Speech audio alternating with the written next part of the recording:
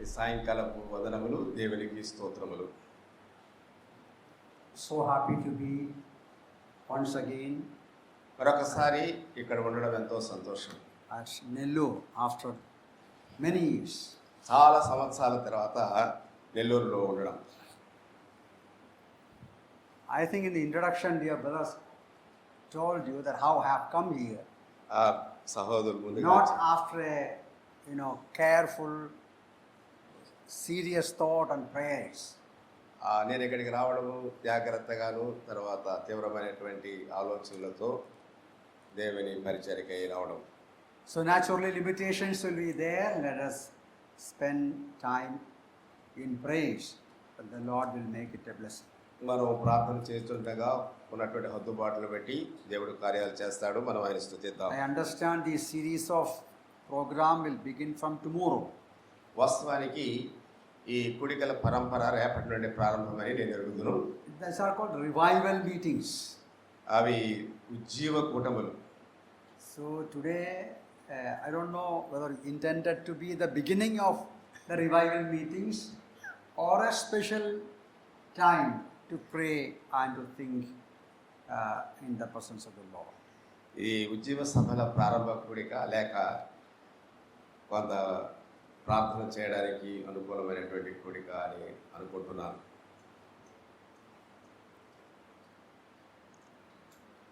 My prayer is that today, not only from today, throughout these meetings, true revival may be there.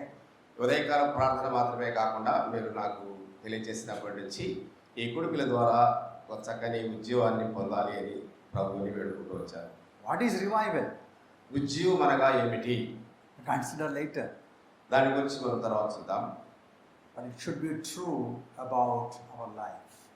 అది మన జీవితంలో ఎంతైనా వాస్తవికమైనదిగా ఉండాలి. So let us be true to the Lord. ప్రభు పట్ల యథార్థవంతులుగా ఉందాం. We may have a desire to hear from God. దేవుని మాటలు ఆలకించాలనేటువంటి ఆశ కలిగి ఉందాం. Not just as an yearly program, yearly routine. ప్రతి సంవత్సరము సాధారణంగా జరిగేటువంటి కూడికల్లో మాదిరిగా కాదు. Just to come together, sit together, sing together, eat together and so on. రావడం, కూర్చోవడం, పాడడం, తినడం అట్లా జరిగేది కాదు. These 3-4 days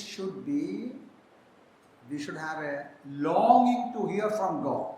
ఈ 3-4 దినాలు దేవుని వాక్యము వినాలనేటువంటి ఒక తృష్ణ కలిగిన వారమై ఉండాలి. God may speak to us our heart from God's word. దేవుడు తన వాక్యము ద్వారా మనతో మాట్లాడులాగున Be sincere. చాలా నమ్మకంగా ఉందాం. With all our heart, look to the Lord and say, Lord, you speak to me in these Purna days. హృదయముతో ప్రభు వైపు చూస్తూ, ప్రభువా నాతో మాట్లాడుము అని చెప్తాను. And we should be ready to change.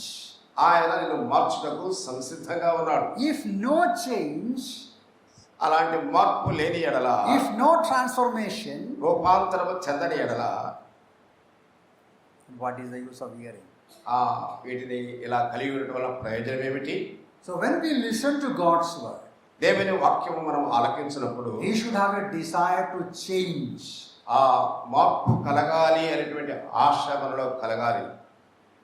So with that perspective, with that mind, we have to sit before the Lord. ప్రభు ఎదుట అట్టి మనస్సు కలిగిన వారమై మనము కూర్చుండవలసి ఉన్నాము. So let us sincerely pray personally, in the assembly, at home, that these 3 days meetings may be a blessing. నమ్మకముగా, వ్యక్తిగతంగా, కుటుంబంగా, సంఘముగా ఈ కుడికులు మనకు ఉజ్జీవంగా ఉండేట్లుగా మనం ప్రార్థించవచ్చు. I have a different topic for the series beginning from tomorrow. రేపటి నుండి ప్రారంభమైనటువంటి కొనసాగించే కార్యక్రమాలు, వర్తమానాలు వేరొక అంశం. But today we will consider a passage from the book of Ephesians. అయితే నేడు ఎఫెసీ పత్రికలో నుండి ఒక వాక్య భాగాన్ని ఆలోచన చేద్దాం. And we will read it, then we will consider few things from there as we have మనం time. వాక్యం చదువుకొని అందులో నుండి కొన్ని సంగతులను మనము తలపోతాం. It's a long passage. అది చాలా దీర్ఘమైనటువంటి We will వాక్య read భాగం. anyway. We will read it. You can read in Telugu. Ephesians chapter 5. ఎఫెసీయులకు 22 to 33. ఎఫెసీయులకు రాసిన పత్రిక 5వ అధ్యాయం 22 నుండి 32 వరకు. ఎఫెసీ 5:22 నుండి 32 వరకు చదువుకుందాం. కావున మునుపటి ప్రవర్తన విషయంలోనైతే 5th chapter Chapter 5. స్త్రీలారా ప్రభువునకు వలె మీ సొంత పురుషులకు లోబడి ఉండుడి. క్రీస్తు సంఘమునకు శిరస్సయ్యునలాగున పురుషుడు భార్యకు శిరస్సయ్యున్నాడు. క్రీస్తే శరీరమునకు రక్షకుడై ఉన్నాడు. సంఘము క్రీస్తునకు లోబడినట్టుగా భార్యలు కూడా ప్రతి విషయంలోనూ తమ పురుషులకు లోబడవలెను. పురుషులారా మీరును మీ భార్యను ప్రేమించుడి. అటువలే క్రీస్తు కూడా సంఘమును ప్రేమించి అది కళంకమైనను ముడతయైనను అట్టిది మరి ఏదైనను లేక పరిశుద్ధమైనదిగాను నిర్దోషమైనదిగాను మహిమగల సంఘముగాను ఆయన తన ఎదుట దానిని నిలువబెట్టుకోవాలని వాక్యముతో ఉదక స్నానము చేత దానిని పవిత్రపరిచి పరిశుద్ధపరచుడికై దాని కొరకు తను తాను అప్పగించుకును. అటువలనే పురుషులు కూడా తమ సొంత శరీరముల వలె తమ భార్యను ప్రేమింపబద్ధులై ఉన్నారు. తన భార్యను ప్రేమించువాడు తను ప్రేమించుకొనుచున్నాడు. తన శరీరమును ద్వేషించిన వాడు ఎవడనూ లేడు గాని ప్రతివాడును దానిని పోషించి సంరక్షించుకును. మనము క్రీస్తు శరీరమునకు అవయవమై ఉన్నాము కనుక అలాగే క్రీస్తు కూడా సంఘమును పోషించి సంరక్షించుతున్నాడు. ఈ హేతువు చేత పురుషుడు తన తండ్రిని తన తల్లిని విడిచి భార్యను హత్తుకొను, వారిద్దరూ ఏక శరీరమగుదురు. ఈ మర్మము గొప్పది. అయితే నేను క్రీస్తుని గురించి సంఘముని గురించి చెప్పుచున్నాను. మెట్టుకు మీలో ప్రతి పురుషుడును తనను వలె తన భార్యను ప్రేమింపవలను. భార్య అయితే తన భర్త యందు భయం కలిగి ఉన్నట్టు చూసుకునవలను. Very well known passage. Well known passage. మనందరము బహుగా ఎరిగినటువంటి వాక్య భాగం ఇది. Every marriage ceremony, marriage occasion, we read that. సాధారణంగా ప్రతి వివాహ సందర్భంగా ఈ వాక్య భాగాన్ని చదువుతూ ఉంటాం. It is true, basically this passage is about family, husband-wife relationship. వాస్తవానికి ఈ వాక్యము దేనిని ఆధారం చేసుకుని ఉన్నదంటే భార్యాభర్తల మధ్య ఉన్నటువంటి అనుబంధాన్ని తెలియజేసేదిగా ఉంది. Wife must be submissive to her husband. ఆ భార్యలు తమ భర్తలకు అన్ని విషయంలో లోబడి ఉండాలి. Husband must love his wife. భర్త అటువలే తన భార్యను ప్రేమింపబద్ధుడై ఉన్నాడు. And both learning from the way Christ loved the church.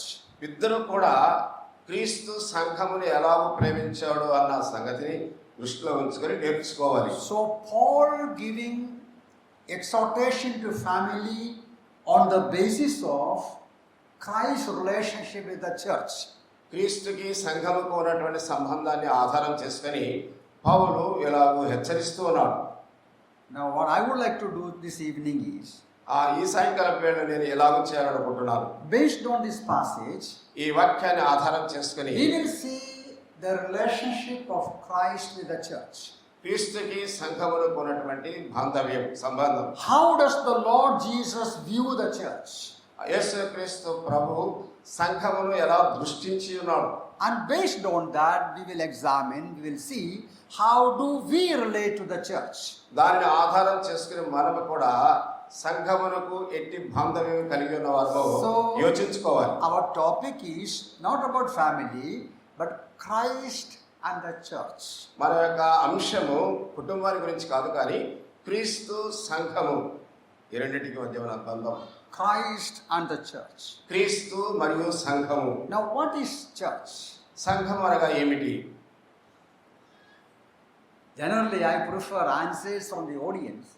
సాధారణంగా సభికుల ద్వారా జవాబులు పొందాలని కోరుతాను. So you have freedom to answer me whenever I make a question. నేను ఒక ప్రశ్న మీ మధ్యకు తీసుకుని వచ్చినప్పుడు But to save time, I will not wait for the answer.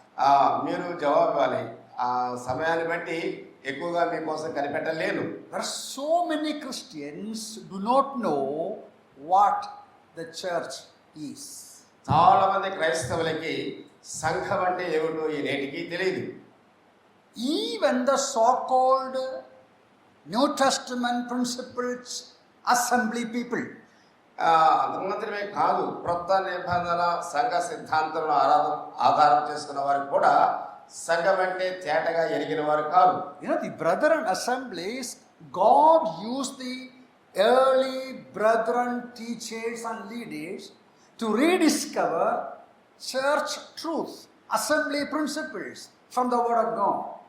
మన సహోదరుల సహవాసంలో ప్రారంభ దినాల్లో ఉన్నటువంటి పెద్దలైనటువంటి వారు లేఖన భాగాలను బాగా అధ్యయనం చేసిన వారై సంఘము అనగా ఏమిటో వారు విశదీకరించారు. But today, after so many years, the అనేక present సంవత్సరాలు- generation do not know what the church is.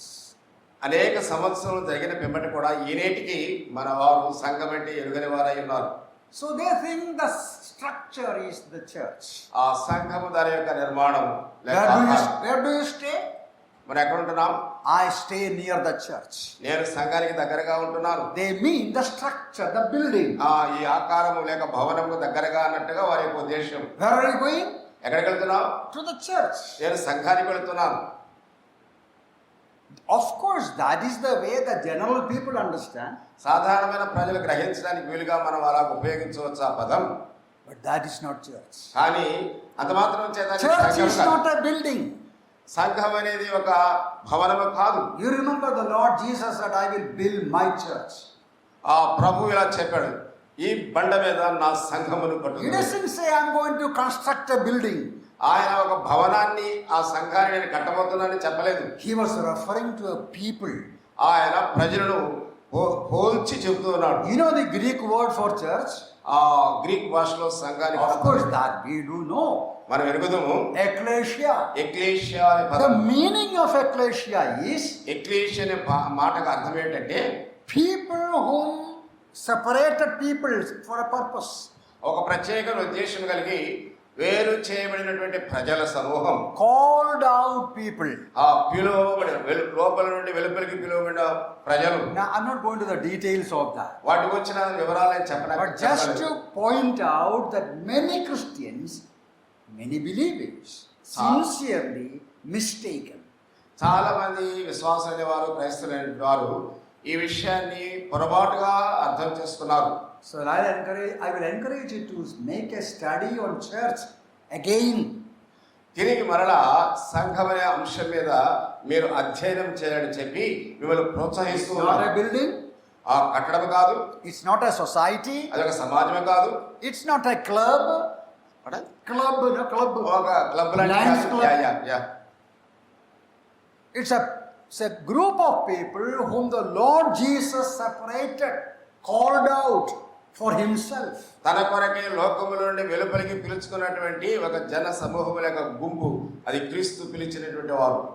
All those born again believers. వాళ్ళందరూ కూడా విశ్వాసులు. From the day of Pentecost till rapture are part of the church. Pentecost పండుగ దినము నుండి సంఘము ఎత్తబడే సమయం వరకు ప్రభు నమ్మిన వారందరూ కూడా ఆ సంఘమునకు చెందినవారు. Wherever there is a group of born again believers, they are the church. తిరిగి జన్మించిన విశ్వాసులు ఎక్కడైతే కూడుకుంటారో అదే సంఘం. Okay, now here you see three expressions ఇక్కడ మూడు భావాలను తెలియజేస్తా telling ఉన్నాను. us how the Lord Jesus views the church. యేసు ప్రభు సంఘం ఎలా ఉపయోగించాడో ఆ సంగతి ఇక్కడ చూద్దాం. Now verse 25. 25వ వచనం. No need to read the entire verse. I'll just read that passage only, a part only. Yeah. We read there 25, just as Christ also loved the church. అటువలే క్రీస్తు కూడా సంఘమును ప్రేమించినట్లుగా. Christ loved the church. క్రీస్తు సంఘమును ప్రేమించెను. That's the number one. అది మొదటిది.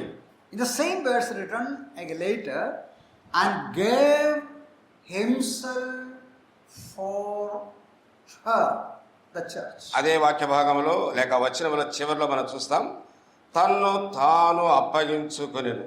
So two things are there. అక్కడ రెండు విషయాలు ఉన్నాయి. Christ loved the church. క్రీస్తు సంఘమును ప్రేమించెను. Christ gave himself for the church. సంఘము కొరకు క్రీస్తు తన్ను తాను అప్పగించుకొనెను. Notice 29. 29 గుర్తుంచుకోండి.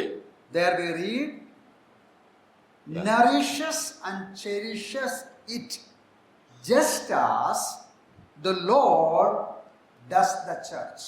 ఆ క్రీస్తు శరీరమునకు అవసరమైన కనుక అలాగే క్రీస్తు కూడా సంఘమును పోషించి సంరక్షించుచున్నాడు. Did you get that? Yeah. just as the Lord does the church. ఆ సంఘమును కూడా ప్రభు ఇలాగ పోషించి సంరక్షించేవాడుగా ఉన్నాడు. Nourishes and cherishes. సంఘమును పోషించేవాడు, Now these సంరక్షించేవాడు. are the three expressions we have to consider. ఆ తర్వాత చూద్దామండి దాని గురించి. Here we see three things. ఇక్కడ మూడు విషయాలు మనం చూడగలం. Christ loved the church. క్రీస్తు సంఘమును ప్రేమించెను. Christ gave himself for the church. క్రీస్తు తన్ను తాను సంఘముల కొరకై అప్పగించుకొనును. Christ nourishes and cherishes the church. క్రీస్తు సంఘమును పోషిస్తూ ఉన్నాడు, సంరక్షిస్తూ ఉన్నాడు. This is the same attitude we should have towards the church. మనము కూడా ఇదే ప్రవర్తన సంఘము పట్ల కలిగి ఉండాలి. The same way the Lord Jesus views the church, we also needs to view the church. ఎట్లు యేసుక్రీస్తు ప్రభు సంఘం వైపు దృష్టి సారించి చెప్పాడో అటువలే కూడా మన దృష్టి సంఘం పట్ల ఉండాలి. Number one, మొదటిది, Christ loved the church. క్రీస్తు సంఘమును ప్రేమించెను. Verse 25. 25వ వచనం. Now we all know that verse in John's Gospel 3:16. మనమందరి వెలిగినటువంటి వాక్య వచనము యోహాను సువార్త 3:16. How does it begin?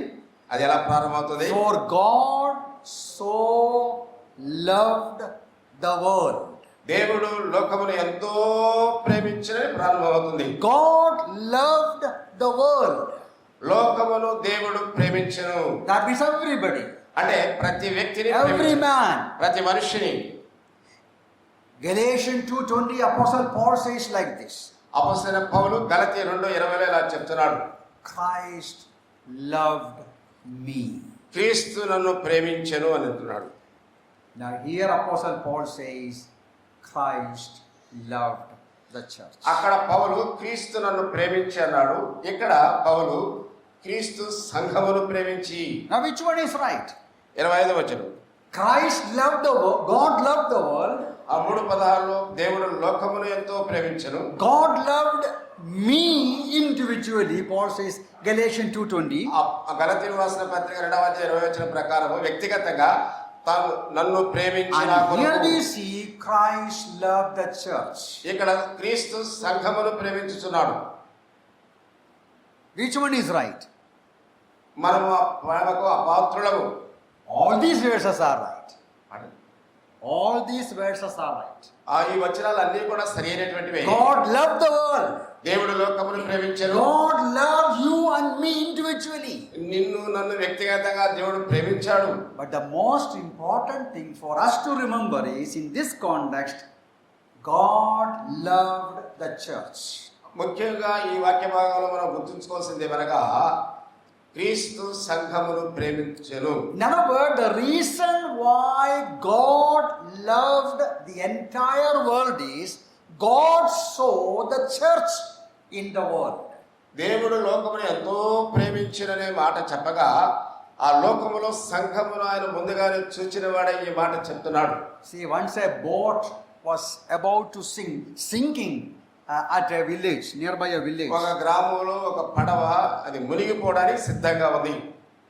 Many people were inside. ఆ పడవలో చాలా మంది ప్రజలు ఉన్నారు. And it was sinking. అది మునిగిపోతా ఉంది. Near the shore it was sinking. దాదాపుగా నది ఒడ్డున And people were helpless. They couldn't do anything. ఆ ప్రజలు నిస్సహాయులుగా ఉన్నారు, ఏమి చేయలేకపోయారు. Then one man, he ran towards that boat. అయితే ఒక వ్యక్తి ఆ పడవ వైపు పరిగెత్తి encouraging everybody who was standing there. అక్కడ నిలబడిన ప్రజలందరినీ కూడా ప్రోత్సహిస్తూ ఇలా అన్నాడు. Go to the waters and help everyone who were there in that boat. అక్కడున్న ప్రజల్ని ప్రోత్సహించాడు. ఆ మునిగిపోతున్న పడవలో ఉన్న ప్రజలను రక్షించడానికి మీరు వెళ్ళండి అన్నట్టుగా. What is the reason? కారణం ఏమిటి? What is the reason why that man running from somewhere, encouraging everybody, going to the waters, taking the risk and saving ఎక్కడో everybody? ఉన్నటువంటి వ్యక్తి ఆ మునిగిపోతున్న పడవ నుంచి వచ్చి తాను పరిగెట్టుకుంటూ వస్తూ ఆ చుట్టుపక్కల ఉన్న ప్రజలందరినీ కూడా ప్రోత్సహిస్తున్నాడు. వెళ్ళండి, రండి, ఆ మునిగిపోతున్న పడవలో ఉన్న ప్రజలను రక్షించండి అంటున్నాడు. Because his son was inside that boat. కారణం ఏమనగా ఆ పడవలో ఈ వ్యక్తి కుమారుడు ఉన్నాడు. Because he wanted to save that son, తన కుమారుని రక్షించుకొనుటకై he saved everybody. ఆ మాట చెప్పాడు. You see, in the book of Hebrews, there is a verse we read it often. Hebrew పత్రికలో మనం సాధారణ చదువుతా ఉంటాం. Hebrews 12:2.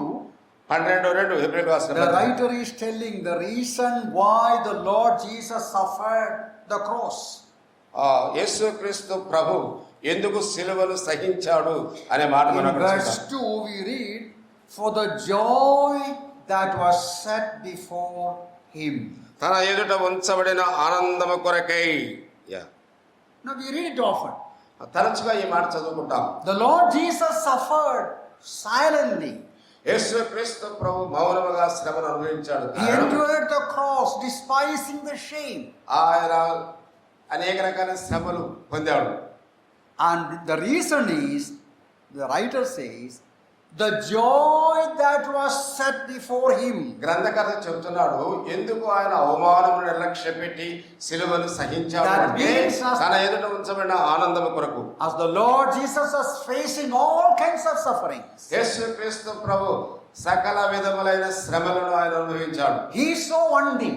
ఆయన ఒకటి చూచాడు. As a result of his atoning death, ఆయన తన ప్రాణాన్ని ప్రాయశ్చిత్తంగా పెట్టడానికి, as a result of his sufferings, ఆయన తన శ్రమను అనుభవించడానికి there will be people going to be redeemed, saved and born again. ప్రతి వ్యక్తిని తిరిగి జన్మించడానికి, విమోచించబడడానికి, రక్షించడానికి, You and me forgiven, justified and sanctified. నీవు నేను పాప క్షమాపణ పొందడానికి, పరిశుద్ధపరచబడడానికి, నీతిమంతులుగా తీర్చబడడానికి. He saw that congregation of people. ఆ సమూహాన్ని చూచాడు ఆయన. He loved the church and so he gave himself. ఆయన అటువలే సంఘమును ప్రేమించి సంఘము కొరకు తన ప్రాణమును అర్పించాడు. Apostle John is telling, you know that verse? Apostle John Behold, what manner of love. దేవుడు మనకెట్టి ప్రేమను అనుగ్రహించిన చూడుడి అన్నాడు. He loved the unlovable people.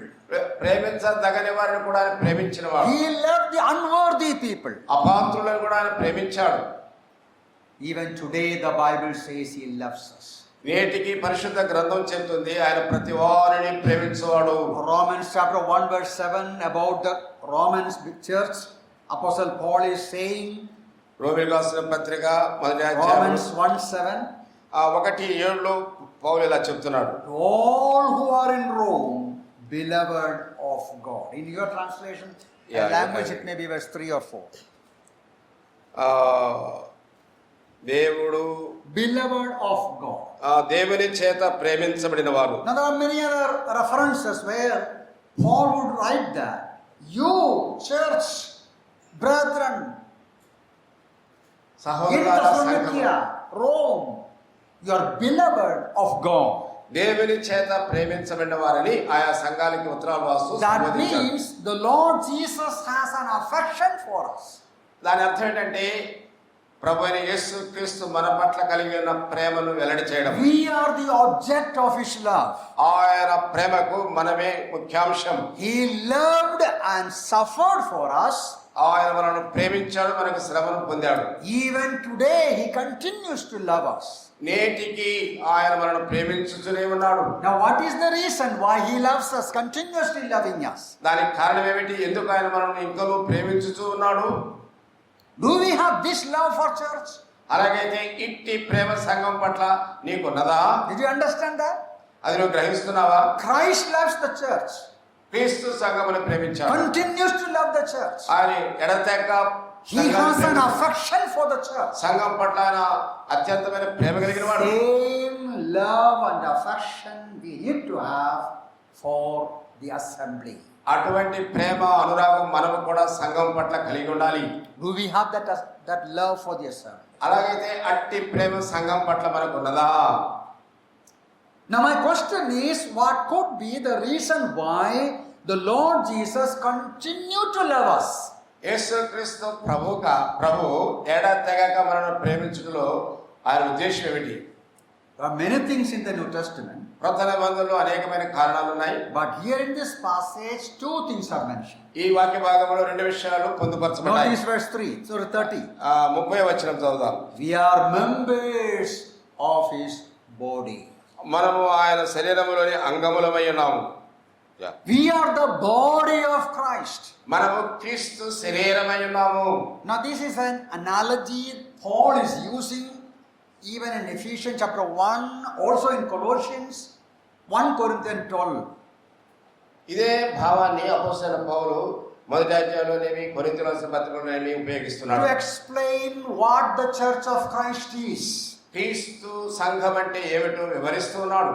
Now, I will not go to the details of it. దానికి వచ్చిన వివరణలోకి నేను వెళ్ళడం లేదు. Church as the body of Christ. క్రీస్తు శరీరము, సంఘం, Christ the head. ఆయన శిరస్సు. The church, the body of Christ. ఈ సంఘం అనేది యేసుక్రీస్తు శరీరమైనది. To understand the meaning of this analogy, you have to study it in detail from 1 Corinthians 12. దీని యొక్క సంపూర్ణమైన అర్థం గ్రహించాలంటే కొరింథీ రాసిన మొదటి పత్రికను చదవాలి. Now you have heard, మీరు వినుంటారు. you have heard. Heard you have? ఇప్పుడే విన్నారా? What is the connection between head and body? సంఘానికి లేక శరీరానికి శిరస్సుకు ఉన్నటువంటి బంధం What is the connection? ఏమిటిది? Now Paul explains it in 1 Corinthians 12 in detail. పౌలు కొరింథీ రాసిన మొదటి పత్రిక 12వ అధ్యాయంలో సవివరంగా The reason why the Lord Jesus loves the church. యేసుక్రీస్తు సంఘమును ప్రేమించడానికి ప్రధానమైన కారణం Church is his body. ఎందుకనగా మనము ఆయన శరీరమైనాం. He is the head of the church. ఆ శరీరమైన సంఘానికి ఆయన శిరస్సు అయి ఉన్నాడు.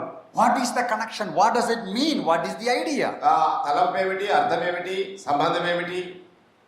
That means the body functions according to the desire of the head. శిరస్సు యొక్క ఇచ్చలను లేక ఇష్టానుసారముగా శరీరంలో ఉన్న అవయవాలన్నీ కూడా పనిచేస్తాయి. You know our body, you understand very well. మనకందరికీ తెలుసు మన శరీరాన్ని గురించి. Now, whenever I explain this passage, I refer to my, I show my finger, one of my దీని fingers. గురించి వివరించే సమయంలో సాధారణంగా నా చూపుడు విరేలు చూపిస్తాను. Did you notice my finger so far already? It goes this way only. My finger, this finger. వేలు ఎట్లా పోతాడు, It doesn't work. అది పనిచేయదు. You understand that? I eat like this. I write like this. ఎట్లా కొడతాను, ఇట్లా రాస్తాను. This finger goes somewhere else. ఈ విరేలు ఎక్కడి నుంచి ఎక్కడికి వెళ్ళింది అనుకుందాం. I had a problem here. నాకు సమస్య వస్తుంది. The connection between this finger and my head is not right. ఈ చూపుడు విరేలికి నా తలకి సరైనటువంటి All my లేదు. fingers properly works. మిగతా విరేళ్ళన్నీ కూడా పనిచేయొచ్చు. The brain gives the command. ఈ మెదడు దానికి ఆజ్ఞాపిస్తుంది. And the fingers work. ఆ విరేళ్ళన్నీ కూడా పనిచేస్తా ఉంటాయి. But this finger doesn't work. అయితే ఈ విరేలు పనిచేయడం లేదు. When I catch on the fan on the train, it goes there inside. In the bus and train, you have fans. ఫ్యాన్లు ఉంటాయి కదా train. Sometimes it goes like this.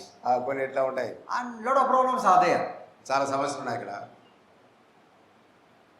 So body and head, there is a connection. మెదడును బట్టి లేక శిరస్సును బట్టి శరీరంలో ఉన్న అవయవాలు పనిచేస్తాయి. An inseparable connection is there. దాన్ని బట్టి ఆయా చర్యలు తీసుకుంటాయి. Body has to fulfill what the head is telling. ఆ శిరస్సు ఆజ్ఞాపించిన మేరకు శరీరము పని జరిగించవలసి ఉన్నది. That is called the headship of Christ in the church. అది సంఘమునకు క్రీస్తు యొక్క శిరసత్వము In the అని book చెప్పవచ్చు. of Colossians, Apostle Paul writes that. కొలస్సీ పత్రికలో పౌలు రాస్తున్నాడు. Colossians chapter 1, verse 18. 1:18 కొలస్సీ రాసిన పత్రిక. He is the head of the body, the church, who is the beginning, the firstborn from the dead, that in all things he may have the preeminence. సంఘము అను శరీరమునకు ఆయనే శిరస్సు. ఆయనకు అన్నిటిలో ప్రాముఖ్యము కలుగు నిమిత్తము ఆయన ఆదియుండి మృతులలో నుండి లేచుటలో ఆది సంభూతుడాయను. He may have the preeminence. అన్నిటిలో ఆయనకు ప్రాముఖ్యము In కలుగు the నిమిత్తము church, no man can be the head of the church. ఆ సంఘములో ఏ వ్యక్తి కూడా ఇట్టి ప్రధానత్వం కలిగి ఉండే అవకాశం లేదు. All of us us are part of the body. మనమందరం కూడా శరీరములోని అవయవములమై We ఉన్నాము. all need to be connected to the head, the church, through the Lord Jesus ఆ Christ. సంఘములకు శిరస్సు ఏంటనగా సంఘములోని అవయవములుగా ఉన్న మనము శిరస్సుతో మనం సంబంధం కలిగి ఉండాలి. He alone should have the preeminence in the church. సంఘములో ఆయనకు మాత్రమే ప్రధానత్వం ఉంటుంది. In 3rd John, Apostle John is writing యోహాను రాసిన 3వ పత్రికలో about a person in that assembly. ఆ సంఘములో ఉన్న వ్యక్తిని గురించి రాస్తున్నాడు. Verse 9. 9. I wrote to the church, but Diotrephes, who loves to have the preeminence among them, does not receive us. నేను సంఘమునకు ఆ సంగతి వ్రాస్తిని, అయితే వారిలో ప్రధానత్వం కోరుతున్న దియోత్రెఫేమమును అంగీకరించలేదు. There is a person in that particular local church who wants to have preeminence. ఆ స్థానిక సంఘములో ఒక వ్యక్తి ఉన్నాడు, ఆయనకి సంఘములో ప్రాముఖ్యత ప్రధానత్వం Now, కావాలనుకుంటున్నాడు. even today, such people are there. ఈ నేటికి కూడా అలాంటి తత్వం కలిగిన వారు సంఘాల్లో That ఉన్నారు. is against the will of the Lord Jesus. అయితే యేసు క్రీస్తు ప్రభువు చిత్తమునకు సంపూర్ణముగా వ్యతిరేకమైనది. When any individual wants to be the prominent person, the preeminent person, the Lord Jesus will lose the headship of that పిల్లరా, particular church. ఎవరైనా వ్యక్తిగతంగా స్థానిక సంఘములో నేనే ప్రాముఖ్యముగా ప్రధానత్వం కలిగి ఉండాలని అనుకుంటే సంఘమునకు శిరస్సు అయిన యేసుక్రీస్తు ప్రభు ఆయన శిరసత్వాన్ని పోగొట్టుకున్నట్టే. Because church is the body of Christ and he is the head of the church. ఎందుకనగా సంఘము ఆయన శరీరము, ఆ సంఘమైన శరీరమునకు ఆయన శిరస్సు. He, the head wants to use the body according to his purposes. అలాగే శిరస్సు దాని యొక్క ఆజ్ఞను అనుసరించి అవయవాలన్నీ కూడా నడుచుకోవాల్సి See, in Matthew's Gospel 18, there is an interesting verse. మత్తయి సువార్త 18వ అధ్యాయంలో ఆసక్తికరమైన ఒక మాట ఉంది. Verse 18. 18. Matthew's Gospel, chapter 18, verse 18. మత్తయి సువార్త 18. భూమి మీద మీరు వేటిని బంధింతురో అవి పరలోకమందును బంధింపడును, భూమి మీద మీరు వేటిని విప్పుదురో అవి పరలోకమందును విప్పడని మీతో నిశ్చయముగా చెప్తున్నాను. Yeah. Whatever you bind on earth భూమి మీద మీరు వేటిని బంధింతురో will be bound in heaven. అవి పరలోకములో బంధించబడతాయి. Whatever you loose on earth భూలోకములో ఏది విప్పుతావో అది పరలోకములో కూడా విప్పబడుతుంది. loosed in heaven. Yeah. Now my question, Now, is it question. really true? అది ఎంతైనా నిజం. Now does it mean whatever we do will be accepted in heaven? మనము జరిగించేది పరలోకములో అంగీకారంగా ఉంటుందా? Now we need to pay very close attention to that verse. ఈ వాక్యానికి చాలా సమీపంగా మన యొక్క గమనాన్ని The ఉంచాలి. Lord Jesus gives a promise to the church. ప్రభు సంఘానికి చేసిన వాగ్దానం, Whatever you bind on earth will be bound in heaven. భూలోకములో మీరు దేనిని బంధిస్తారది పరలోకంలో బంధించబడుతుంది. That means the decision of the local church will be final. ఆ సంఘములో ఆ యొక్క తీర్మానమే ఆఖరిది. You took a decision. నువ్వు ఒక తీర్మానం తీసుకుంటావు, In heaven the Lord will say yes to that. ఆ పరలోకమున దేవుడు దానికి అవునని చెప్తాడు. Do you think because there is such a verse, whatever decision you take or we take, God will accept it? దాన్ని బట్టి వాక్యం దాన్ని అనుసరించి భూలోకములో నువ్వు ఏ తీర్మానం తీసుకున్నా కూడా అది ఆయన అంగీకరించేవాడుగా ఉన్నాడు.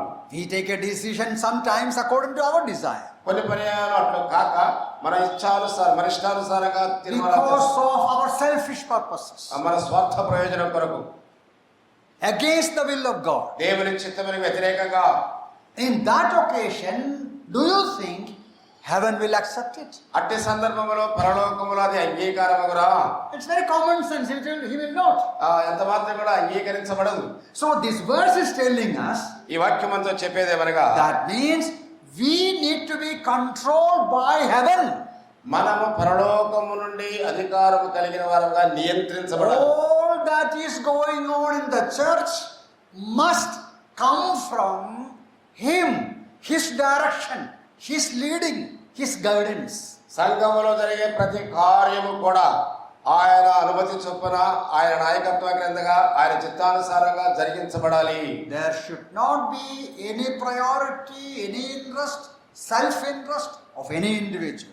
ఏ వ్యక్తి తన సొంత ఆలోచన కానీ స్వార్థం కొరకై ఏ విధమైన తీర్మానం కూడా చేసుకోవడానికి అవకాశం లేదు. Only in that occasion, in that situation, God will say yes to the decisions of the local church. మీరు అట్టి విషయంలో అట్టి తీర్మానం కలిగి ఉంటే అట్టి తీర్మానాన్ని దేవుడు అంగీకరించేవాడుగా ఉంటాడు. So our point is Christ loves the church.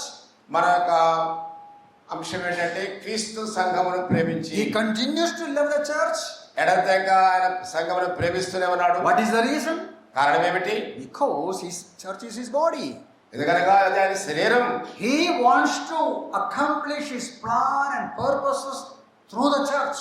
ఆయన తన ఉద్దేశము తన ప్రణాళిక సంఘము ద్వారా జరిగించాలి కాబట్టి ప్రేమిస్తున్నాడు. Whatever desire, plan and purposes God has, church is the vehicle, church is the way through which he wants to accomplish. దేవుడు కలిగిన ఆశ ఆయన ఉద్దేశం ఆయన ప్రణాళిక కానీ ఏదైనా జరగాలి అంటే అది సంఘము ద్వారానే జరగాలి. What a great responsibility the church has. అలాగైతే సంఘమునకు ఎంత గొప్ప బాధ్యత ఉన్నది.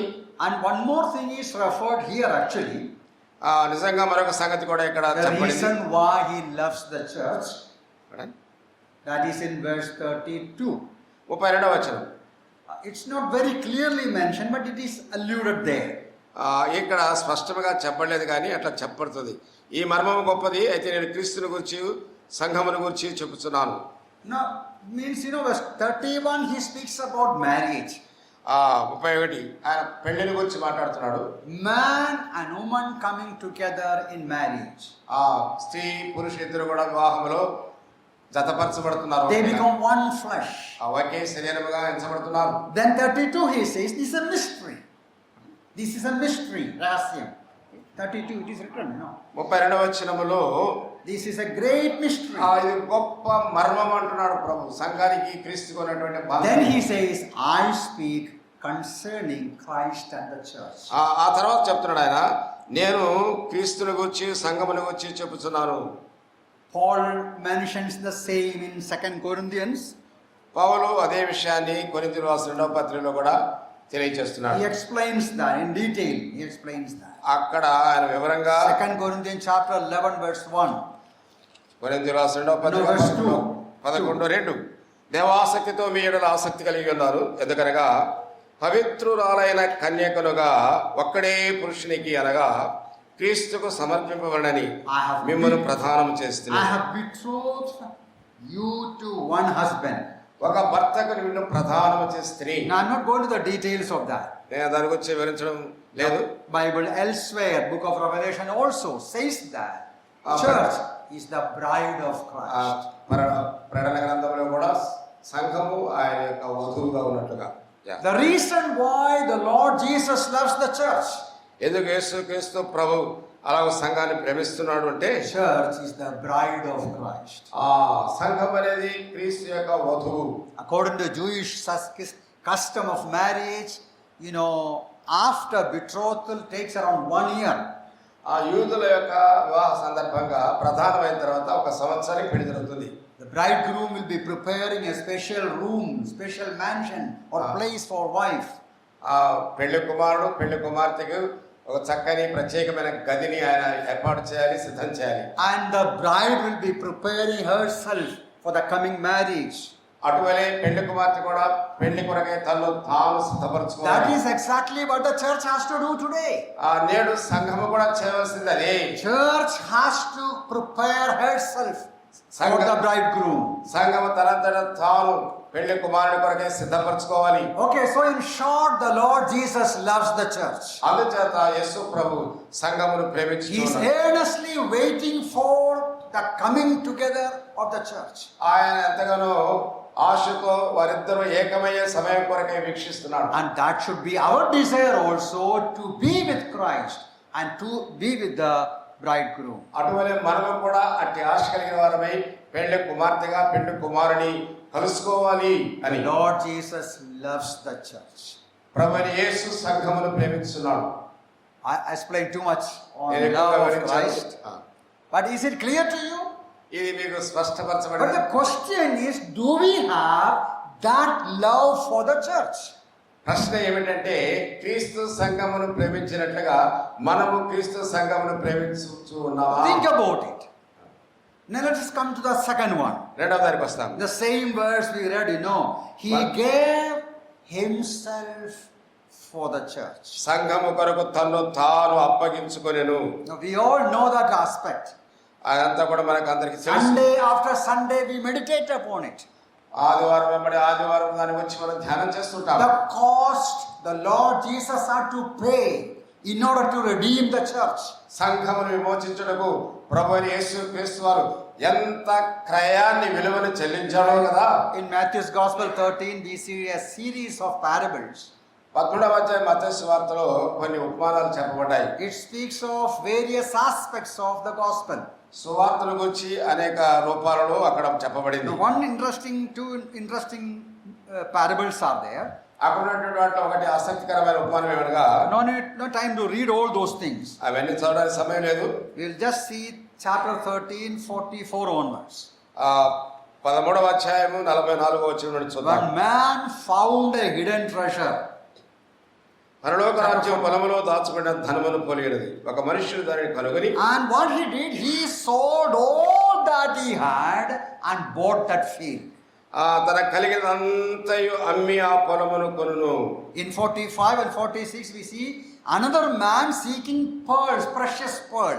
45-46లో మరొకడు ప్రశస్తమైన ముత్యములను కొంటున్నట్టుగా, అమూల్యమైన ముత్యము. And he also found a precious pearl, sold all that he had and bought that pearl. ఆ అమూల్యమైన ముత్యాన్ని కనుగొన్న తర్వాత తన కలిగిన అంతయు అమ్మి దాన్ని కొనును. Now that speaks of the cost the Lord Jesus paid. He gave up all that he had. ఇక్కడ మనతో మాట్లాడేది ఏంటంటే, వీరిద్దరు కూడా తన కలిగినంత అమ్మి దాన్ని కొన్నట్లుగా మన ప్రభువైన యేసుక్రీస్తు వారు తన కలిగిన అంతయు వ్యయము చేసి మనల్ని కొన్నాడు. In order to save us, మనల్ని రక్షించుట కొరకై, in order to redeem the church, మన సంఘముని విమోచించుట in కొరకై, order to separate us, మనల్ని ప్రత్యేకించుట కొరకై he had to pay huge high price. ఆయన అత్యంత విలువైన క్రయము చెల్లించాడు. We are the fruit of his labor. ఆయన యొక్క ప్రయాస ఫలం మనమే. We should never forget the cost he had to pay. ఆయన మన పట్ల చేసినటువంటి చెల్లించిన క్రయాన్ని ఎన్నడూ కూడా మర్చిపోకూడదు. Paul says he emptied himself. పౌలు అన్నాడు, తన్ను తానే రిక్తునిగా He చేసుకున్నాడు. came down. He came down from ఆయన heaven, పరలోకం నుండి దిగి వచ్చాడు. took the form of a man. ఆ మనుషుల పోలిక పుట్టి He died as a criminal. ఆ దాసుని స్వరూపం ధరించుకున్నాడు. So we should never forget that. మనం ఎన్నడూ కూడా మర్చిపోకూడదు. Of course, on Sunday after Sunday we remember that. ప్రతి ఆదివారం వెంబడి ఆదివారం దాన్ని మనం జ్ఞాపకం In చేసుకుంటాం. connection with the Lord's Supper. ప్రభురాత్రి భోజన విషయంలో Of course, the Lord Jesus instituted the Lord's Supper that we should never forget the sufferings of Christ. యేసుక్రీస్తు ప్రభు తానే ఈ ప్రభురాత్రి భోజనం అనే విందుని ఏర్పాటు చేశాడు. అయితే ఆయన పొందిన శ్రమను ఎన్నడూ కూడా మనం మర్చిపోకూడదు. But what should be our response to his sufferings? ఆయన శ్రమల పట్ల మన బాధ్యత ఏమిటి?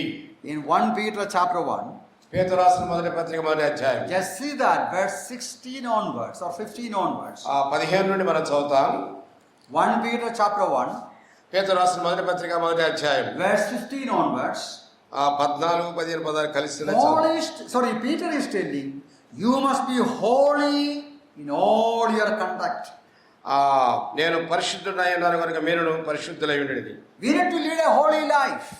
మనము పరిశుద్ధమైన జీవితం జీవించాలి. Then he says in verse 18, 18వ వచనం తర్వాత చెప్తున్నాడు, what should motivate us to lead a holy life? పరిశుద్ధమైన జీవితం జీవించాలంటే ఎట్టి మరి ఉద్దేశం మనం కలిగి ఉండాలి. Know that we are not redeemed with corruptible things, but with the precious blood of పితృ పారంపర్యమైన మీ వ్యర్థ ప్రవర్తన విడిచిపెట్టినట్లుగా వెండి బంగారముల వంటి క్షయ వస్తువుల చేత మీరు విమోచింపబడలేదు. Peter is telling, because we have been redeemed by the precious blood of Christ. పేతురు ఈ విషయాన్ని ఎందుకు చెప్తున్నాడంటే, పేతురు తనంతట తానుగా అట్టి అమూల్యమైన రక్తము చేత That should lead us to a holy life. అదే అట్టి విమోచన పొందిన మనము సమస్త ప్రవర్తన యందు పరిశుద్ధులమై ఉండాలి. You come to another passage. మరొక వాక్య భాగానికి వద్దాం. Acts chapter 20. అపోస్తల కార్యములు 20వ అధ్యాయం. Paul is talking to the Ephesian elders. పౌలు ఎఫెసీ సంఘ పెద్దలతో మాట్లాడుతుంటున్నాడు. And he is telling them about their responsibilities. అక్కడ వారి యొక్క బాధ్యతలను తెలియచెప్తూ మాట్లాడుతున్నాడు. There also he says the same thing. అదే మాట ఇక్కడ కూడా పౌలు చెప్తున్నాడు. You see 28. 28వ వచనం. Take heed to yourself and to all the flock among which the Holy Spirit has made you overseers to shepherd the church of God, which he purchased with his own blood. దేవుడు తన స్వరక్తమిచ్చి సంపాదించిన తన సంఘమును కాయుటకు పరిశుద్ధాత్మ మిమ్మును దేనియందు అధ్యక్షులుగా ఉంచెను. ఆ యావత్తు మందను గూర్చి మీ మట్టుకు మిమ్మును గూర్చి జాగ్రత్తగా ఉండుడి. So thinking of the sufferings of Christ, యేసు క్రీస్తు శ్రమలను తలపోయచ్చు for the church, సంఘము కొరకై we should be holy వాడు పరిశుద్ధుడై ఉండాలి. and we should serve the church. ఆ సంఘమును పరిశుద్ధతతో పరిచర్య చేయాలి. In Colossians 1:24, కొలస్సీ రాసిన పత్రిక 1:24 Apostle Paul says about his own service or ministry in the church. అపోస్తలుడైన పౌలు సంఘములో తాను చేస్తున్న పరిచర్యను గురించి తెలియజేస్తా ఉన్నాడు. Just see that, you don't need to read. చదువుదాం. When he is referring to the sufferings he had to make for the church. సంఘము కొరకే పౌలు పడిన శ్రమలు అక్కడ కనబడుతున్నాయి. ఇప్పుడు మీ కొరకు నేను అనుభవించుచున్న శ్రమలందు సంతోషించుచు సంఘమును ఆయన శరీరము కొరకు క్రీస్తు పడిన పాటలలో. That means we have to even sacrifice ourselves for the church. అంటే మనం ఉన్నటువంటి సంఘం కొరకు మనంతట మనం కూడా అలాగూ త్యాగము చేయవలసిన వారు వింటున్నాం. Did you understand that? అది అర్థమైందా మీకు? The Lord Jesus gave himself for the church. యేసు క్రీస్తు తనంతట తాను సంఘమునకు ఆయన అప్పగించుకున్నాడు. That should motivate us to lead a holy life. అది పరిశుద్ధమైన జీవితం మనం జీవించడానికి That ప్రభావితం should చేయాలి. motivate us to serve him. ఆయనను సేవించడానికి కూడా అది ఎంతో మన కార్మోన్ముఖంగా That చేయాలి. should motivate us to sacrifice ourselves for him. ఆయన కొరకై మనం జీవితాన్ని త్యాగం చేసి పరిచర్య చేయలాగున. Let me ask you one question. మిమ్మల్ని ఒక ప్రశ్న అడగాలనుకుంటున్నాను. Now, I don't know you. మిమ్మల్ని నేను ఎరగను. What is your contribution for the church? సంఘమునకు నీ వంతు సహకారం What is your ఏమిటి? response to the local assembly? స్థానిక సంఘం పట్ల నీకున్న బాధ్యత ఏమిటి? In which way you are contributing or giving for the church? I don't say about money. In which way you serve the church? సంఘమునకు పరిచర్య చేసే విషయంలో నీ అంతట నీవు ఏ రూపంలో చేస్తున్నావు? డబ్బు విషయం మాత్రమే కాదు. You think about Apostle Paul's sufferings for the church. సంఘము కొరకు అపోస్తలుడైన పౌలు పడిన పాటలు మనం He చూచాం కదా. explains those things in 2 Corinthians 11. ఈ సంగతులు కొరింథీ రాసిన 2వ పత్రిక 11వ అధ్యాయంలో సవివరంగా వివరించాడు. Whether you are an ordinary believer నువ్వు ఒక సాధారణమైన విశ్వాసి కావచ్చు, or elder, deacon, Sunday school teacher, whatever it is. ఒకవేళ పెద్ద కావచ్చు, పరిచారక కావచ్చు, సంగీత స్కూల్ ఉపాధ్యాయుడు If we కావచ్చు, have no desire, no willingness to suffer for the sake of the church, సంఘము కొరకై శ్రమ పడాలి, కష్టపడాలి, పరిచర్య చేయాలి అనే భావన, కోరిక ఉండాలి. we have not understood the mind of Christ towards the church. ఈ సంఘం పట్ల యేసుక్రీస్తు కలిగిన మనస్సు ఈ నేటికి మనం అర్థం చేసుకోలేకపోతున్నాం. Okay, come back to Ephesians chapter 5. తిరిగి ఎఫెసీ పత్రిక 5వ అధ్యాయానికి One వద్దాం. more thing we read already. మనం ముందుగానే చదివాము. మరొక విషయం 29. 29 Christ loved the church.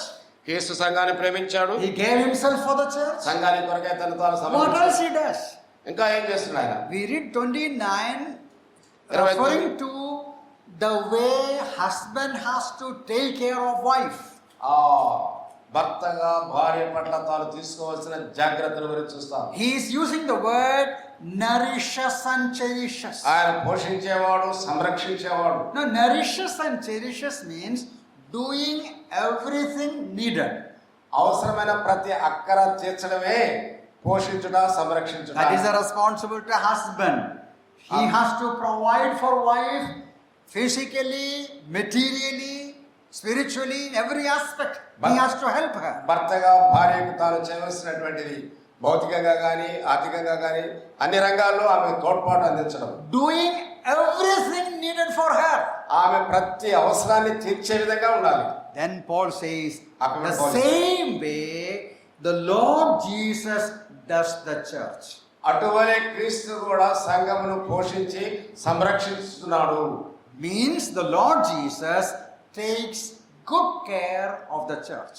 దాని అర్థం ఏంటంటే యేసు క్రీస్తు ప్రభు సంఘం పట్ల మంచి శ్రద్ధ తీసుకుని ఉన్నాడు. He does everything needed for the church. సంఘమునకు అవసరమైన ప్రతి అక్కర తీర్చువాడైన Not only he loved and sacrificed himself. సంఘాన్ని ప్రేమించి తను తాను సమర్పించుకోవడం మాత్రమే కాక Today though in glory, ఆయన మహిమలో నేడున్నా he is continuously concerned about the church and cares for the church. సంఘమునకు వచ్చిన చింత శ్రద్ధ ఎడతెగక కలిగిన వాడుగా ఉన్నాడు. Now how does he do that? అది ఎలా మనం In ఎరుగుతాం? verse 26 itself it is written. 26వ వచనంలో రాయబడి ఉన్నది, By sanctifying, cleansing her. ఆ పరిశుద్ధ పరచడానికి ఆ వాక్యమైన ఉదకం చేత. Now we have lot of things about the present ministry of Christ elsewhere. ప్రభువైన యేసు క్రీస్తు నేడు చేసిన పరిచయ అనేక రూపాల్లో మనం చూడగలం. Now I'm not going to the details now. వాటన్నిటికి వచ్చిన వివరాల్లోనికి వెళ్ళను. God willing, from tomorrow in our topic we are going to consider that. ఆ ప్రవచితమైతే రేపటి నుంచి మన ధ్యానాల్లో వాటి గురించి తలపోతాం. In the book of Revelation we see that. ప్రకటన గ్రంథంలో ఆ సంగతి చూడగలం. How the risen Lord Jesus, పునరుత్థానుడైన ప్రభువు ఎలా చేస్తున్నాడు. he is concerned about the local assemblies. స్థానిక సంఘముల పట్ల ఆయన శ్రద్ధ కలిగిన వాడైన He controls the leaders of the assembly. ఆ అధికారులు లేక పెద్దలను కూడా ఆయన ఆదరించేవాడుగా ఉన్నాడు. He walks among the ఆ assemblies సంఘముల మధ్య సంచరించేవాడు. and carefully watching what is going on. ఆ జరుగుతున్న వాటన్నింటినీ కూడా ఆయన సవివరంగా దృష్టించేవాడు, Now we చూసేవాడు. will see the details tomorrow, God willing. ఆ ప్రవచితమైతే రేపటి దినం. But even in this context, remember, ఈ భాగంలో ఈ సంగతి జ్ఞాపకం the పెట్టుకోండి. Lord Jesus cares for the church. ప్రభువైన యేసు తన సంఘం కొరకైన శ్రద్ధ కలిగిన వాడై ఉన్నాడు. He is not somewhere in a corner sitting alone. ఆ యేసుక్రీస్తు ఎక్కడో ఒక దూరం దగ్గర కూర్చున్నవాడు కాదాయన. Though in glory he is carefully watching what is going on. మహిమలో తాను ఉన్నప్పటికీ భూలోకంలో తన సంఘములు ఎలా ఉన్నాయో వాటన్నింటినీ వీక్షించేవాడైనా He holds the leaders. ఆ సంఘ పెద్దలను 7 నక్షత్రం పట్టుకున్నట్టు అతను కుడి చేతిలో Through those leaders he is working in the assembly. ఆ సంఘ పెద్దల ద్వారా సంఘములో కార్యములు He చేయించున్నాడు. is carefully watching what is going on. All the people, what they are doing. సంఘములో ఉన్న వారందరూ ఎలా ఉన్నారో వారికి వచ్చిన శ్రద్ధ వారు ఏం చేస్తున్నారో కూడా ఆయన గమనిస్తున్నాడు. My question tonight is, నా ప్రశ్న ఈ రాత్రి ఏమనగా, do you have a concern for the local assembly? స్థానిక సంఘం పట్ల ఎలాంటి శ్రద్ధ చింత నీకుందా? Let me come to very practical something. కొన్ని పర్యాలు మనం ఆచరణాత్మక If we have a love for the church, మనకు సంఘం పట్ల ప్రేమ అనేది ఉంటే, if we are ready to suffer for the church, సంఘం కొరకై నీవు హింసించబడడానికి సిద్ధపడితే, if we have a desire to care for the church, సంఘం పట్ల శ్రద్ధ కావాలనే కోరిక నీకుంటే, it will be evident. అది మనకు ప్రత్యక్షపరచ It కనబడాలి. will be visible. అది వెల్లడి చేయబడాలి. How? ఎలా? I don't know about you. Again I'm telling. తిరిగి చెప్తున్నాను, మనకు వచ్చి నాకేం తెలియదు. But I know the assemblies. అయితే సంఘాలు నేను I know the habit of many God's people. ఆ దేవుని ప్రజలకు అలవాట్లు కూడా నేను ఎరుగుతాను. So let me tell you. ఒకటి చెప్తున్నాను, If you have a love for the church, నీకు సంఘం పట్ల ప్రేమ ఉన్నట్లయితే attend all the assembly activities. అన్ని సంఘ కార్యక్రమాలు చురుగ్గా పాల్గొంటావు. You will be present before the beginning of the program. కార్యక్రమం ప్రారంభానికి ముందే నీవు వచ్చి కూర్చుంటావు. You will be attentive to the programs. ఆ కార్యక్రమాలు ఎంతైనా చురుకైన గమనించే వ్యక్తిగా ఉంటావు.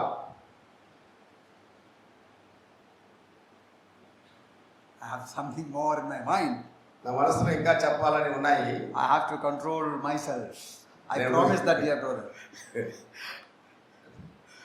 చూస్తుంటే నేను ముగించాలనిపిస్తాను. No, these are practical things, you know. I have so many things in my mind. Personally come to me and tell you the various other implications. Nelson Thomas గారు ఆయన జీవితంలో అనేక సంఘాలు, విశ్వాసులు వారిని చూచి వారి గురించి తెలుసుకునే సంగతులు. Oh, this is high time we have a concern. sincere concern for the local assembly. స్థానిక సంఘం పట్ల నీకు ఎంత మాత్రము శ్రద్ధ అనేది ఉన్నట్లయితే దాన్ని నువ్వు కార్యరూపంలో వెల్లడి చేయాలి. Because the church belongs to the Lord Jesus. ఎందుకనగా ఈ సంఘము యేసు క్రీస్తుకు చెందినది. He has bought the church by his precious blood. ఆయన తన అమూల్యమైన రక్తమునిచ్చి సంఘాన్ని కొన్నాడు. Because he values the church, we ought to value the church. ఆయన సంఘాన్ని ఒక గొప్పదిగా ఎంచుతున్నాడు కనుక మనం కూడా ఎంచాలి. Because he loves the church, we have to love the church. ఆయన సంఘాన్ని ప్రేమించేవాడు కనుక మనం కూడా సంఘాన్ని ప్రేమించాలి. Because he is ready to, he suffered for the church, we also should suffer for the ఆయన church. సంఘము కొరకే శ్రమ అనుభవించాడు, మనం కూడా అటువలే అనుభవించవలసి ఉన్నాం. We should contribute, we should give our time, energy, resources for the church. నీకున్న సమయాన్ని, సంపదని, సమస్తాన్ని సంఘం కొరకై వెచ్చించాలి. We should be submissive. అదే సమయంలో మనం లోబడి ఉండవలెను. We should make sure he is the head of the church. నిశ్చయముగా ఈ సంఘమునకు యేసుక్రీస్తు శిరస్సు ఉన్నాడు, నేను ఒక అవయవంగా ఉన్నాను కనుక లోబడాలి. I read somewhere a story like this. నేను ఎక్కడ విన్నాను కథ. A soldier died while trying to rescue a person. Rescue another fellow ఒక soldier. వ్యక్తిని కాపాడడంలో ఒక సైనికుడు చనిపోయాడు. You know, in the fighting field it happens. యుద్ధ రంగములో అది జరుగుతూ ఉంటాయి సాధారణంగా. Somebody was injured and he went to take, that man went to take that person. Help that person. గాయపడిన సైనికుని మరొక వ్యక్తి వెళ్ళి తీసుకుంటున్నాడు. He was shot. అలాగా అతను తీసుకొని వచ్చే పనిలో ఆయన కాల్చబడ్డాడు. The other person, of course, he was escaped. వేరొక వ్యక్తి తప్పించుకోగలిగాడు. But the person who went to help him was killed. గాయపడిన సైనికుడిని కాపాడడానికి వెళ్ళిన వ్యక్తి ఆయన తుపాకీ చేత కాల్చబడ్డాడు. After so many years, కొన్ని సంవత్సరాల తర్వాత the parents of that martyred soldier, అలాగూ మృతవీరుడైనటువంటి సైనికుని తల్లిదండ్రులు, they wanted to meet that soldier whom their son went to save. తన కుమారుని రక్షించడానికి ప్రాణాలు పోగొట్టుకున్నటువంటి ఆ మృతవీరుని కుటుంబాన్ని కలుసుకోవాలని అనుకున్నారు. They saw him as a drunkard. అలాగూ తన కుమారుని రక్షించడానికి వచ్చిన సైనికుడిని చూచారు. Drunkard, as a drunkard. త్రాగుబోతుగా చూచారు అతన్ని. And they husband and wife, they said, for this man our child gave his life. భార్య భర్తలు, నా కుమారుని రక్షించడానికి ప్రాణత్యాగం చేసిన వాడు ఈ సైనికుడు అని చెప్పారు. So what a sad situation it is. అదంత విచారకరమైనటువంటి Feeling very sorry, our son died for this drunkard. ఆ ఇంటి త్రాగుబోతు కోసమే నా కుమారుడు చనిపోయాడా? Today in glory the Lord Jesus is watching us. పిల్లరా, నేడు యేసుక్రీస్తు ప్రభు మనందరినీ కూడా Who కనిపెట్టి gave himself for us. తను తాను మన Who కొరకు loved us. ఎవరైతే మన సేవ చేశారో, When we were unworthy and when we were going to the eternal hellfire. అపాత్రులమై నుంచి నరకాగ్నికి పోతున్నటువంటి మన పట్ల ఆయన చూపిన We Prema. are enjoying the benefits of his sufferings. ఆయన శ్రమల ద్వారా మనం అనేకమైన మేలులు అనుభవిస్తున్నాం. But what is our response to it? అలాగైతే మన బాధ్యత సంఘం పట్ల ఏంటిదేను? Love the church. సంఘాన్ని ప్రేమిస్తున్నామా? Let us lead a holy life. పరిశుద్ధమైన జీవితం కలిగి ఉన్నామా? Serve the church. సంఘానికి సేవ చేస్తున్నామా? Fulfill his purposes. దేవుని ఉద్దేశాలను నెరవేర్చువారుగా ఉన్నామా? Yield to his headship and Lord. ఆయన శిరసత్వానికి మనం అప్పగించుకుందాం, లోబడదాం. May the Lord bless these words. దేవుడు ఈ మాటలు మన కొరకై దీవించుగాక. ఆమేన్.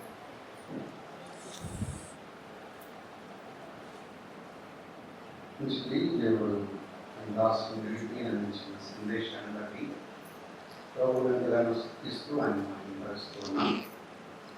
ప్రభు అయినటువంటి యేసుక్రీస్తు వారు సంఘాన్ని ఒకటి ఆయన ప్రేమించాడు, రెండవది అప్పగించుకున్నాడు, మూడవది సంరక్షించి పోషిస్తున్నాడు. మనకు సంఘం కొరకు మనం ఏం చేస్తాం? ఇది ప్రశ్న. మన ప్రభు చేసింది మనం చూసాం, కానీ మనం సంఘం కొరకు, అందుకే సంఘ కూడికలకు వస్తున్నామంటే మనం కూడా సంఘంలో ప్రభు కొరకు సాక్షిగా నిలబడినట్టే. పరిచర్యలో పాల్పొందుతున్నామంటే వీటన్నిటిని కూడా సంఘాన్ని మనం కూడా ప్రేమిస్తున్నట్టే. ఈ విషయాన్ని కేటగా దేవుడు తన దాసు ద్వారా అందించారు.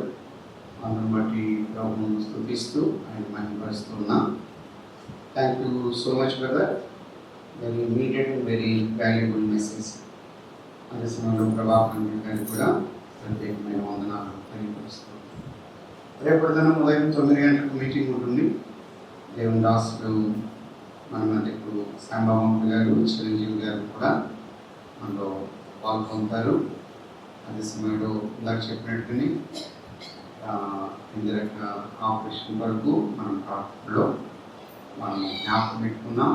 ఈ విషయమై మనం ప్రార్థించాం. ఒక చిన్న మాట ప్రార్థన చేసి మనం సెలవు తీసుకున్నాం. స్తోత్రార్హుడైన మా ప్రియ ప్రభువా, మీ నామం బట్టి స్తోత్రం చెల్లిస్తూ ఉన్నాం. మీరు మాకు అనుగ్రహించిన గొప్ప రక్షణను బట్టి స్తోత్రములు. ఈ రాత్రి మీ దాసులను నిలిపి మీరు అందించిన సందేశాన్ని బట్టి స్తుతిస్తున్నాం. సంఘం కొరకు మీరు మమ్మల్ని ప్రేమించారు, అంత మాత్రమే కాకుండా అప్పగించుకున్నారు, సంరక్షించారు, పోషిస్తున్నారు. దేవా, మేము సంఘం కొరకు ఏ విధంగా నిలబడుతున్నాము, ఎలా ఉండాలో ఈ విషయాలు తేటగా మీ దాసుల ద్వారా జ్ఞాపకం మీరు మాట్లాడారు. అందును బట్టి స్తోత్రం చెల్లిస్తున్నాం. తండ్రి నెల్సన్ థామస్ గారిని మరి బలపరచమని, ప్రభాకర్ గారు దర్శమాలను చేసిన సహాయం బట్టి వందనాలు. అదే సమయంలో పాటలు సిద్ధపాట్లు పోలీస్ బ్రదర్ ఉండగా కనికరించండి. సుభూష్మన్న బాధ్యతలో మీకు సహాయం అందించండి. మరి ముఖ్యంగా ఇందరికి ఆరోగ్యం కొరకు ప్రార్థన చేస్తూ ఉన్నాం. రేపు మధ్యాహ్నం జరగవలసిన ఆపరేషన్ కొరకై ప్రార్థిస్తున్నాం. మీ దీన దాస్తాన్ని మీరు ఆదుకోమని ప్రార్థిస్తున్నాం. ఇంతవరకు చేసిన మేలు బట్టి ఉన్నారు. రేపటి దినం మీ దాస్తులు రాబోతుండగా ఆయా స్థలాల నుండి అనేక రాబోతుండగా మీకు చెప్పమని, అందరి దేవుడితో కూడా తప్పించమని సమస్త మహిమ ఘనత మీకు ఆరోపిస్తుంది. మమ్మల్ని ప్రేమించి మా కొరకు ప్రాణం పెట్టి రక్తం కాచి సమాధి చివరి తిరిగి లేచి మాకు ఇచ్చిన నిత్య రక్షణను బట్టి స్తుతిస్తూ మీ కొరకు గల హస్తాలకు అప్పగిస్తూ ఆసక్తిగా వచ్చిన ఒక్కరిని దీవించమని మా ప్రభువును ప్రియ రక్షకుడైన యేసుక్రీస్తు ప్రభు నామం స్తోత్రం చెల్లించి ప్రార్థించడి వేడుకుంటున్నాము తండ్రి. కోడి గురించి